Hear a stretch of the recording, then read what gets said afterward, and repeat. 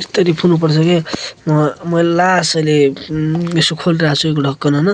भित्र छ मौरी यो यो लास्ट यो फुल भइरहेको क्या हो कि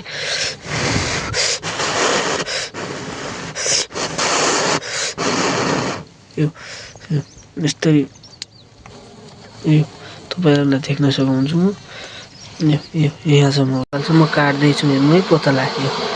के भन्छ पोतला भन्छ क्या यसलाई यो चाकु यहाँनिर चाहिँ मैले काटेर यसलाई यहाँ राखिदिएको छु है यो भाँडोमा राखेको छु अनि म यसलाई निकाल्दैछु है पोतलालाई यो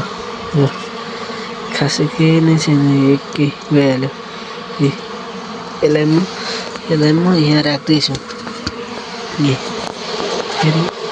अर्कोलाई काट्दैछु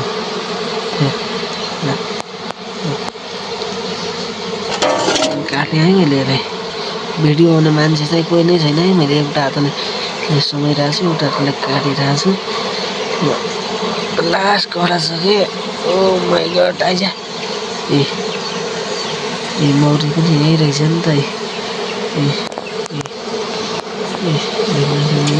मैले बिचमा काटिदिन्छु कि किनकि मलाई गाह्रो हुन्छ नि त उठाउनुलाई मेरो भुइँमा गिऱ्यो भने फोहोर लाग्छ मैले काटेँ क्या यसलाई मौरी छैन यसलाई म मुखले पुगेर पुरा उडाइदिएँ पुरै मह छ है गाइस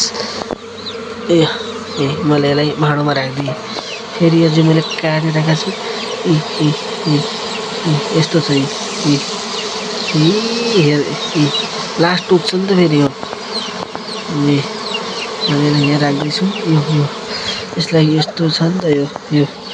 यसलाई झार्ने हो क्या यस्तरी स्वाट फालेपछि नि भित्र जान्छ कि आफ्नो घरमा जान्छ यो यस्तो छ कि खास यो हातमा आइसक्यो न मलाई टोक्छ क्या साथीहरू यहाँ बसिसक्यो यसलाई यस्तरी फालिदिन्छु म उता त जा आफ्नो घरमा चाहिँ बा हेर्नु त खासै टोकिसक्यो